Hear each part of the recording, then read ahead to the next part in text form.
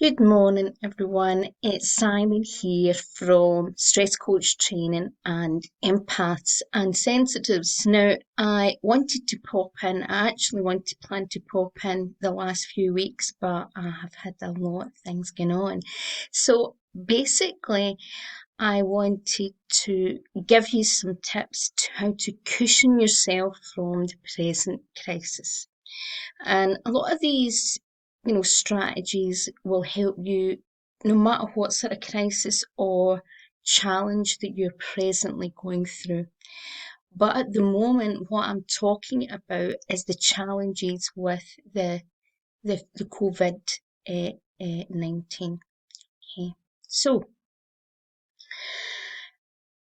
one of the things that happens when we face what we call maybe a crisis or something that's unexpected, that sort of when life basically, I suppose you could call it, throws us a curveball. Okay.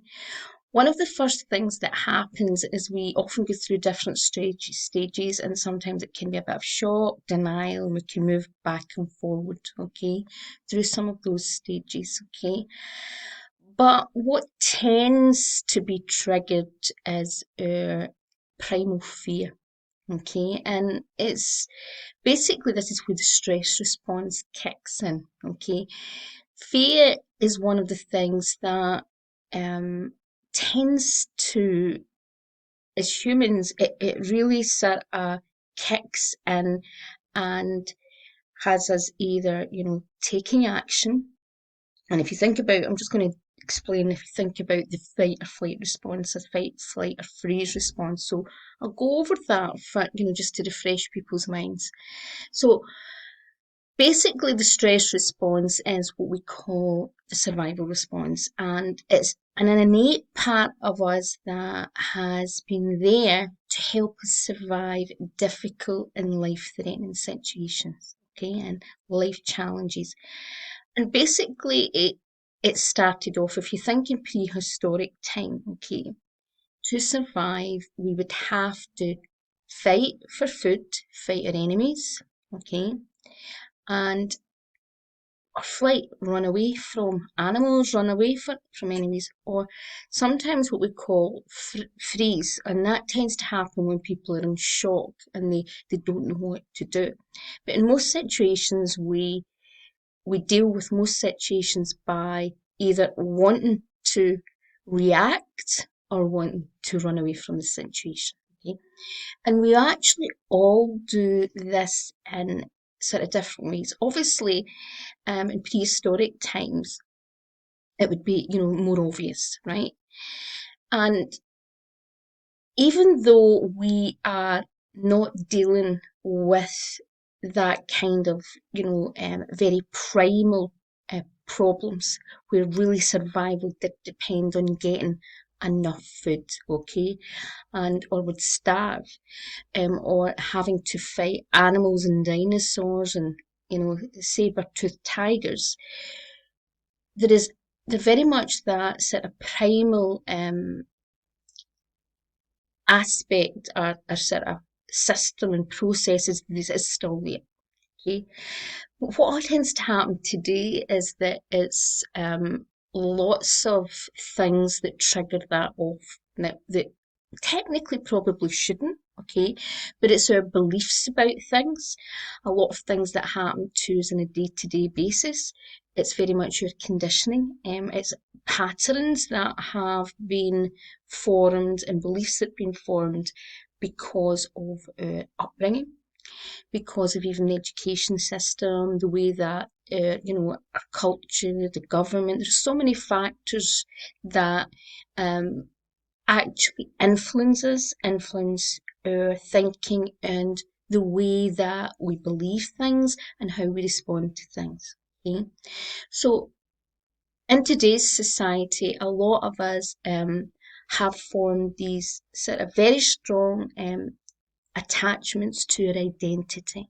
Okay, and we have formed a very strong attachment to the things that we own or we believe will give us security or make us feel safe. Okay, so there's a basis for that in the the sort of, when you look back at the primal reason for the way we do certain things to survive. So in the current climate, we may look and witness people acting very bizarrely. And, you see these examples, and we can laugh about it, about the amount of people, about the toilet roll and the amount of toilet roll people are buying, maybe one person in the house, and they're buying toilet roll for a family of 10. Now, I kind of laugh because I'm the eldest of 9 children, right? And, what people would think would be someone panic buying would actually be an average, the average shopping for my mum and dad's weekly shopping, for us. So what may be perceived as panic buying in some ways is not for a large family. But, the reality is what's happening there is it's triggering someone's fear, and there may be reasons why they're buying certain things, right? You may not be able to see that reason, but often people do things for a sense of comfort and security. It's all about security and safeness. And it goes back down to this survival thing that they're trying to do things to survive. They're trying to take action. But often what happens is people take action with the wrong things, and they're allowing their how could you say, their beliefs, their fears, and it is their fears and their distorted thinking to take over, and they start acting irrationally. Okay, so we have a situation at the moment that, yes, of course, there's a seriousness to it, and we're all having to work worldwide as like a community to support each other and to do very much what is the greatest good for the more vulnerable. Now, I'm someone in many ways that is one of those people that are very vulnerable, for those of you who maybe don't know, but I've been housebound mostly for the last few years due to a lot of rare medical conditions, which started a long, long time ago, but they never really get to the root of a lot of things. But I believe a lot of it was mercury poison and late stage Lyme's disease. But I developed extreme noise sensitivity that triggers seizures and like a complex movement disorder that means that, up to now, has caused me lots of problems just being able to control my body when I go out, because the noise is so painful for me, particularly down this side, that I completely lose my balance, can't walk, my body goes all over the place. And it's not just that, it would leave me with the nervous system almost being as if it's hard to explain, but very raw and overexposed. I would have shooting pains and shaking down my spine. My right side, I could then not struggle to even hold a cup. So it was almost like the body was put through a very extreme, you know, even though it wasn't. The easiest way that I could explain it is almost as if I was being constantly put underneath a plane taking off. It was that noisy. That's how everything seems to have went 10 times the level of sound that it was before, and certain pitches extremely painful. So what I've had to do for the last 4 years is very much self-isolate, and I don't mean just be housebound from noise outside, but actually protect myself from other people's the noise that people come in. If people come in, so very few people come to my house. Even like my parents would come, but they'd have to be very quiet, and simple things like moving cutlery or hitting cutlery could actually, the pain would be unbelievable. Okay, and one of the things that has got me through all of this, right, is that I learned a lot of stress management tools, anxiety management tools. I started studying this area at least over 25 years ago. I started studying meditation and things like that 28 years ago, and healing. So I had a lot of tools in my toolkit, right? And I'm very lucky. So even though I've had my moments and I've had extreme challenges, and particularly in the area of me being in a situation where a lot of people maybe feel this at the moment, that they're not getting the support from the medical system they need because the medical system has to give them, priorities. If you have other health situations or things that are challenging you at the moment, it's not classed as a priority. Unfortunately for me, the medical system have only in probably a couple of cases been ever able to help me in any way. And one of those was when I nearly died of sepsis. Okay, so I've been someone that's had to actually use all my resources to help myself, and that's why I get into this sort of work. I started studying healing and holistic well-being, and I apply a lot of these things, nutrition and things like that, and I've been doing it for a very long time. And despite having a lot of health challenges, I'm very mentally resilient. And the key here is always not what happens to us, it's actually how we deal with it. And one of the biggest things that you can do for yourself in relation to any sort of crisis or challenge, no matter what it is put things in place to cushion yourself from the impact. And stress management is a lot of things. It's a very loose term that a lot of people use, but from someone who's done it as a professional, stress management is basically giving you lots of tools, life skills, making sure you've got certain life skills up to a certain, level of healthiness, if that makes sense. And it also includes lots of strategies to analyze maybe areas in your life that are in a out of balance, or maybe relationships and things, that the way that you interact, the way that you're living your life, your lifestyle.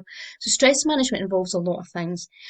But the key here in the present situation is that people are, first of all, dealing with something in a way that they feel they can't really control. There is an element of control, but there's a lot of things here, that variables that we can't control because, for example, the government are telling us what to do in very much a sense, and we are being forced into situations that we want to resist.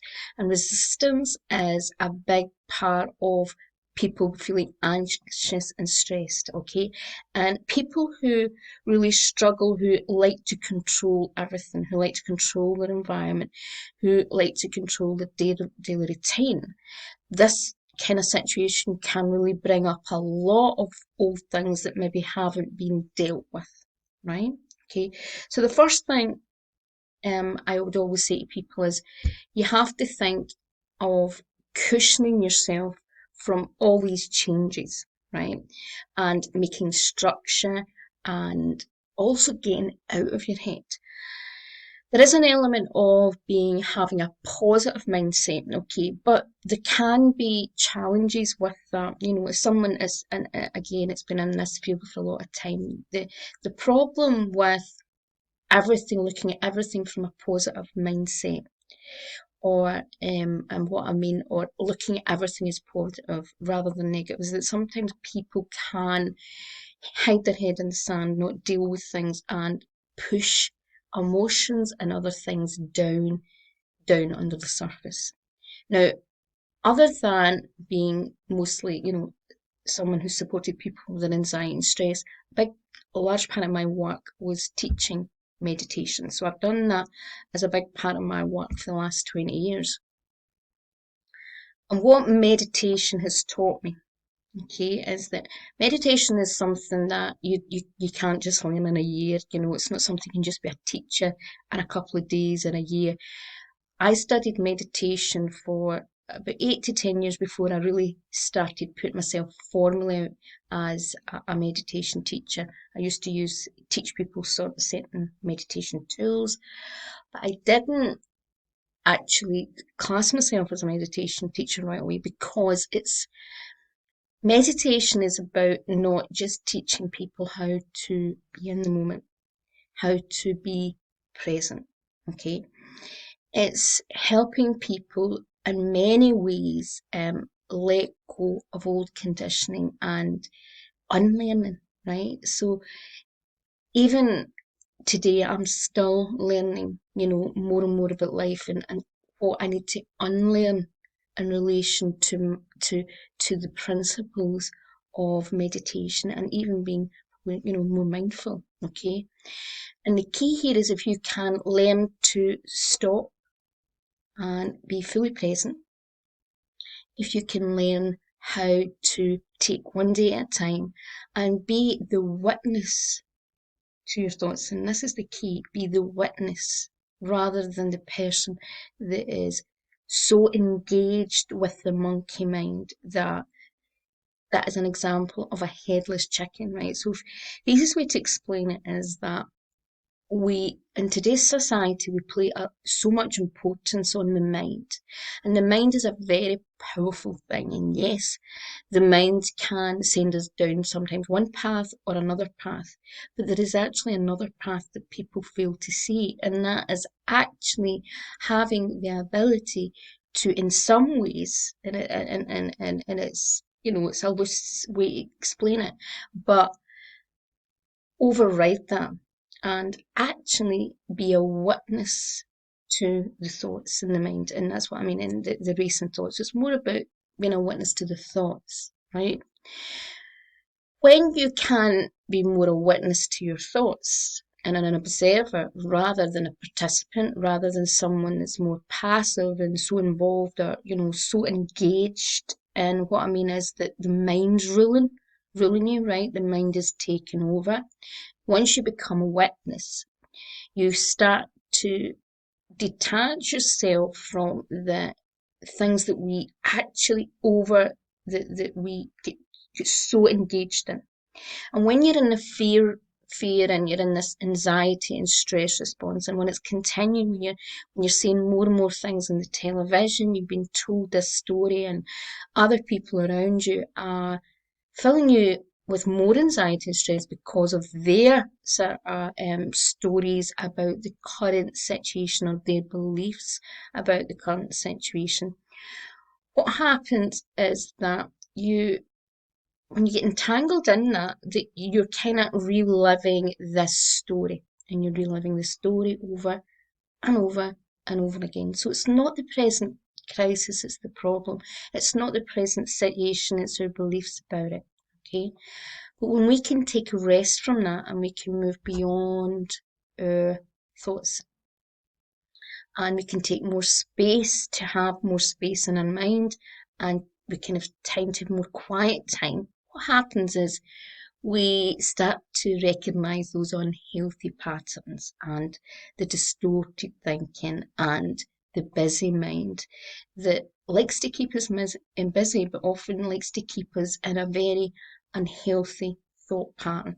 So that is the most important thing. It's not just about changing our thoughts, it's about actually becoming the observer. Now, when you become the observer, okay, you not only just detach, but you start to recognise patterns that keep coming in, thought patterns, beliefs even you have about yourself start to pop up, and you start to see different pictures of things that are common denominators, key triggers, things that trigger you, why you're triggered by, for example, a certain type of person, and why when someone does a certain thing, certain things that start to you become more aware, because what's happening is the mind is starting to slow down. You're actually giving yourself space to be a witness to what's actually going on in your mind. Okay, right? Okay. So how do you do all this? Well, the first thing I would I'd highlight to you is, learn how to meditate. And I'm going to include in with this video different links. I normally don't do as many links, but I'm going to include a few links to different things for different people. So I'm going to give you a link to my free 5-day meditation, which is a traditional breath meditation. Okay, I'm also going to give you a link to my most popular meditation technique for now. I've obviously been in this sort of work for 20 years, and this has been the most popular anxiety and stress busting technique that I've ever taught. People just love it because I call it my 5 minute meditation because it actually is a it's based on a qigong styled meditation, but it's a little bit different from most traditional meditation techniques, and it works with the mudras and what you can call even the meridian lines in the body, which means that what happens is it balances the body, and most people cannot believe in just over 4 minutes, because that's all it takes, how different they feel. That's all I can say, how different they feel. And the great thing about this meditation technique is that it's very useful for people who are highly anxious, highly stressed, people that even have post-traumatic stress disorder. It's even suitable for children and teenagers. Okay, now you might have to adapt it a little bit for very young children, right? But the key here is that it's short and sweet. Okay, and you can keep repeating it, so you can make it longer, right? But for those of you who struggle with meditation, who think you cannot meditate, believe me, you can use this technique. Okay, it just takes a little bit of practice, but it's very useful. So I've got a 40% discount on that meditation technique today, and I also have included some guided meditations and a link to a 14 free and fun art challenge. Claire Levine Rice is running from Heartspace Studio to help people at the moment to get some relaxation and some fun into their life. And basically, it's a 14 day, I think it's like an art challenge. So basically, she's going to be posting each day something that you have to draw or paint or whatever, and you have to take a photograph and put it on, and it's for children and kids. It's a great thing. Now, Claire was a teacher for many years, but she is a beautiful artist, and she's very creative. She's also a children's yoga and mindfulness teacher. So these kind of things are a great opportunity at the moment to help you get some, serious downtime. Okay. Hobbies have become, for many adults and even children, in a way, a lost art, and they're really, really important. They're a big part of self-expression. Okay, so we often think of art and certain hobbies that we have to be good at them, that we have to be this great artist or this great baker, this great whatever designer when we're doing things. Okay, hobbies are not about that. Hobbies are about part of, in a way, your heart and your soul, and be able to flow, okay, and allowing things to sort of flow through us, right? Creative expression is very therapeutic, is deeply healing, and it helps. It can be a form of escape in some ways, but it's also a way forward to take the body off the stress response into the relaxed response.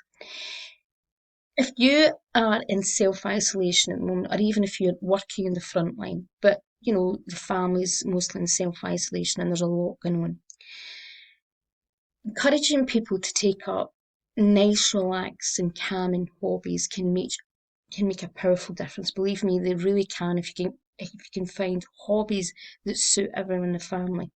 We are used to so much of this technology, right? We are so addicted to technology, and we rely on technology so much that we forget how addictive and how unhealthy in relation to it's like information overload. Okay, we all need quiet time. We all need time to slow down.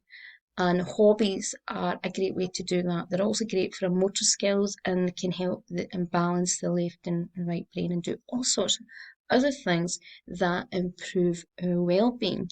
Especially it sparks a little bit of fun. It lifts our mood. Okay, so even if you don't fancy what Claire is offering, I would suggest that you look at other things that you maybe never have done since a child.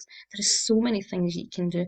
And the great thing today is that we can learn so many things for free. YouTube is filled with how to do courses. And there is so many different online platforms that offer free courses. Okay, so this is a great opportunity to learn something new.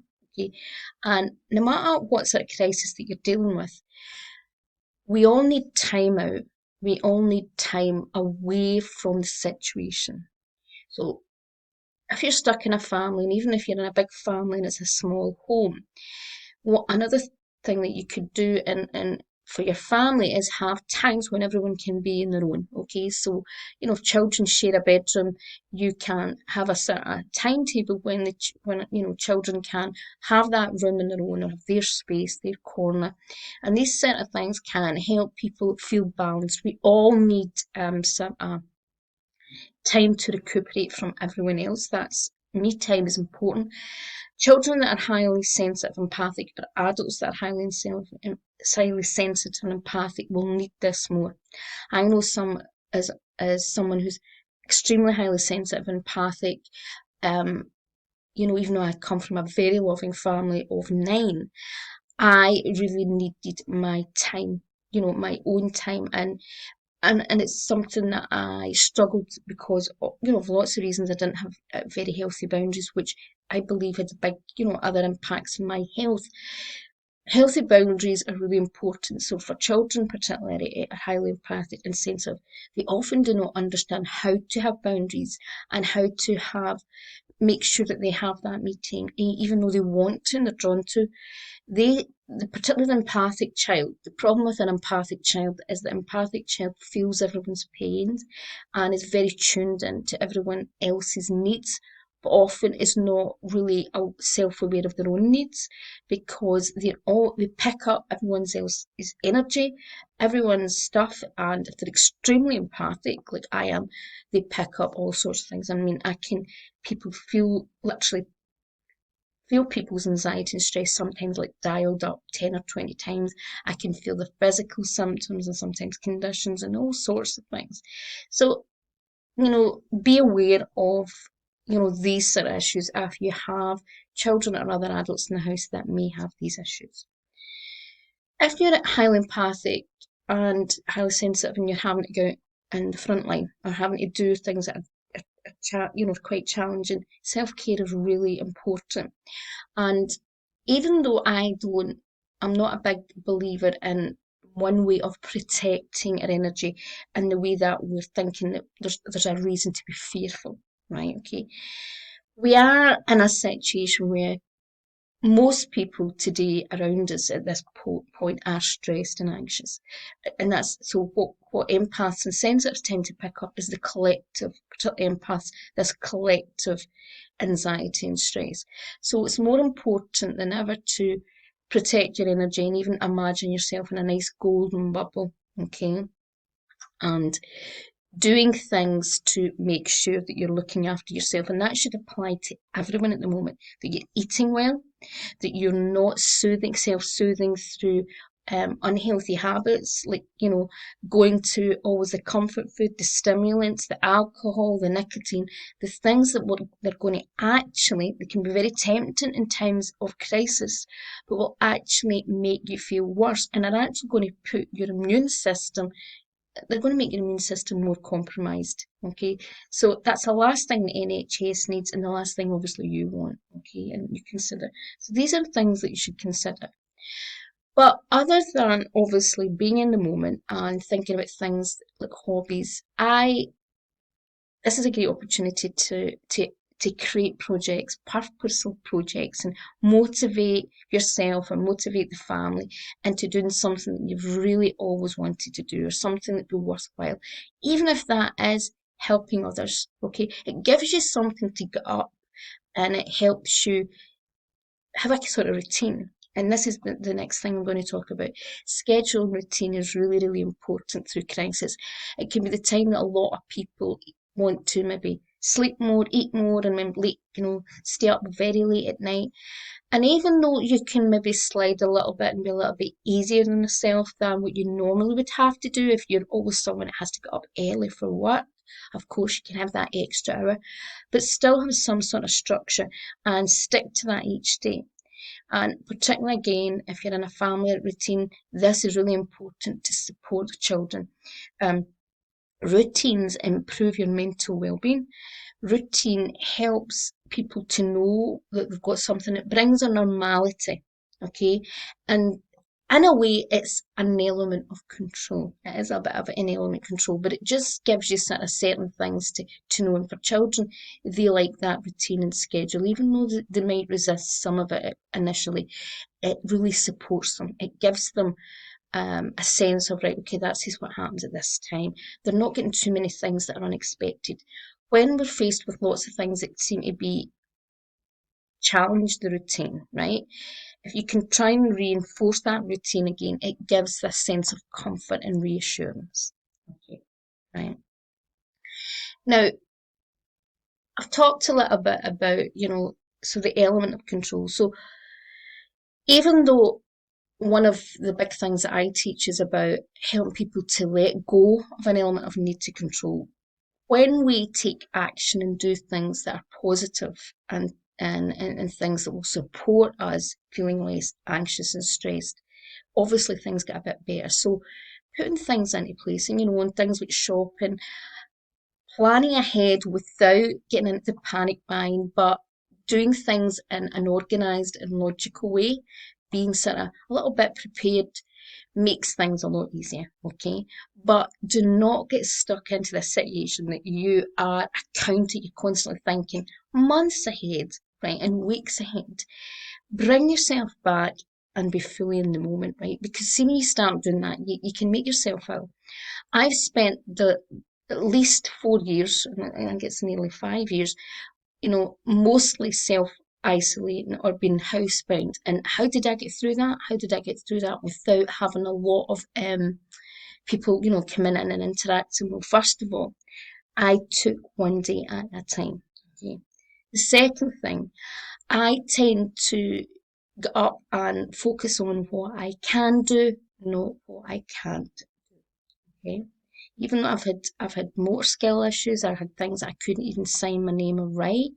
I had all sorts of issues which have started to resolve themselves, but I still tried to focus on what I could do, right? And that can make a huge difference.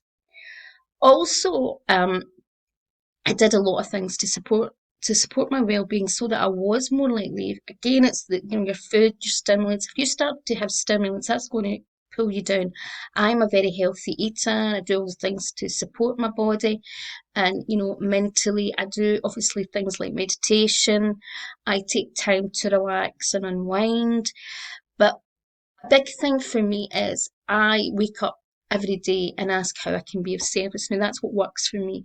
And that's part of my work. So when I'm doing my work, I kind of think, right, okay, my audience, my type of clients, how can I best serve them today? How can I work? And that works for me. And that gives me a sense of purpose. And I believe, I think it's called is it the Japanese call it the yaragiwagi? Is it? I might not even be getting the right words. I'm terrible sometimes with certain types of words, but um, quite a few people have always commented on to me that they can't, that I have this drive and motivation that just keeps going, and that people, I know about it.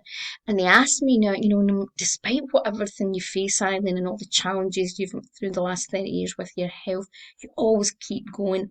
And have my moments, and there's times like we all do, and we crash a little bit. But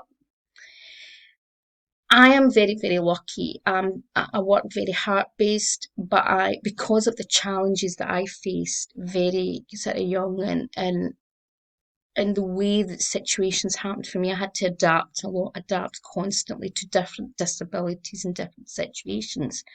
And that, I suppose, helped me find resources within me. And it also, and I think this is the most important thing, it helped me prioritize what is important very, very young.